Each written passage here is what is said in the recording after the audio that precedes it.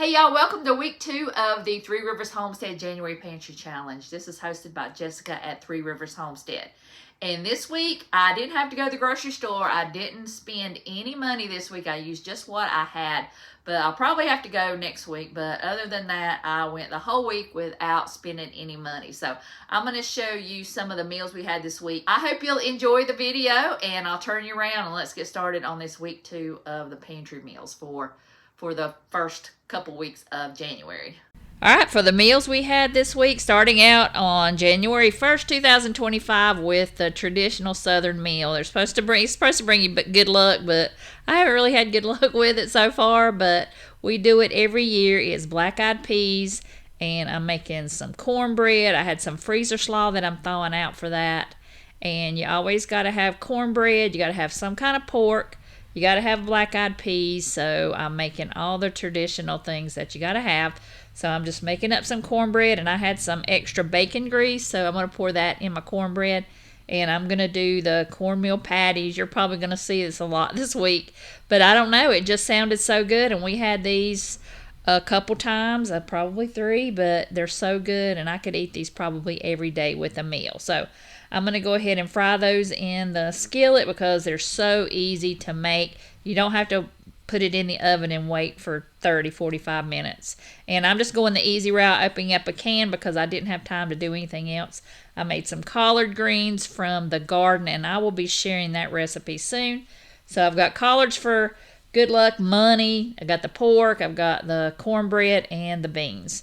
And then I took the extra pork that I had and barbecued that. I just put some barbecue sauce on it, heated that up in the pan, and I had some corn, some canned corn. So I went ahead and made that a regular can and cream corn. Took my macaroni and I made that with some Velveeta and made a packet of instant mashed potatoes. And this was a quick and easy dinner. Love to have this during the pantry challenge. And then the next morning I had some biscuits in the refrigerator, and I made some biscuits, and I had a pork chop biscuit, and it was delicious. I love to have pork on a biscuit. And this one is a chili. I just emptied a jar of tomato sauce and a can of home canned tomatoes and some frozen ground beef and mixed it in with some taco seasoning. I'm going to use up some leftover baked potatoes that I had a couple days ago, and I also did add in a packet of frozen corn because I got so much corn I wanted to put that in here. I love corn in my taco soup, so that's what we're going to have for dinner. We're going to pour it over the potato and add some cheese and sour cream, and that's going to be dinner because this week has been so busy, and this week is just going to be really easy, quick meals that you can throw together in no time. And it's been so cold, I just love these comforting foods. And for lunch today, Doug is at home, so I'm going to make us a pizza. And I love to have these crust mix. If you watch these videos every year, I always have to make a pizza because it's just so quick and easy. You can get those packets at Walmart for like 75 cents. And I buy that Chef Boyardee pizza sauce by the case on Amazon. And then I'm going to add the Parmesan Romano cheese. You can top this with anything you like, but I just like the plain old cheese pizza that you get in the box because that's what I grew up on. I grew up with my grandmother making this for us, and I love it this way. But you could add pepperoni, you could add some ground beef, some ground sausage, just anything you want, but I'm just going to top it with some cheese. And you'll just put some water in this. It's a half a cup for 1 packet, and I always make 2 packs, so I put in a cup. You might need to add in a little bit more, and then you'll just cover it with a towel and let it sit for 5 minutes. While that's sitting for 5 minutes, you're going to put it on 375 or 475 on your oven, and I use the 2 bottom racks, and then I just switch them about 5 or 10 minutes into it so they can both get a nice crispy crust. Just put my sauce on there, put my cheese on there, and bake it until they're done, about 10-15 minutes. And you could always buy up a bunch of those crusts and make them up and like have a pizza party and have everybody put in their own toppings. And everybody could have their own pizza. And this is so good. It's very versatile. You can make it into a calzone or just whatever. But this is so good. We all love it. My grandkids love it. My kids love it. So this was a perfect lunch for today. So I'm going to go ahead and eat because I am starving. It's the next day. We just had leftovers, so I'm going to make some French toast with all the extra bread pieces that we had left. And I'm just going to make that French toast, and then I'm going to fry up some things for the week. I've got fried liver mush. I fried up some sausage patties. I also fried up some loose sausage and mixed that with some eggs for the week. And then I made some fried eggs, and we had that with some French toast and some sausage patties. So for dinner, I am making up some barbecue. I'm also making up some potato salad with some canned potatoes.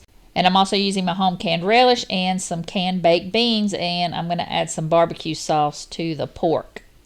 So I'm going to go ahead and get my potato salad started. And then I'll get the beans going. All you got to do is heat them up. And there's the pork. I'm just putting that in there and adding some barbecue sauce. I added a little bit too much liquid. But now I'm going to make the potato salad. Doug had been wanting some potato salad, so I just made that. Mix that up with some mayonnaise and my relish. You could put onions in there. I did chop some onions and put it in there. And just mix that together. And now we've got dinner.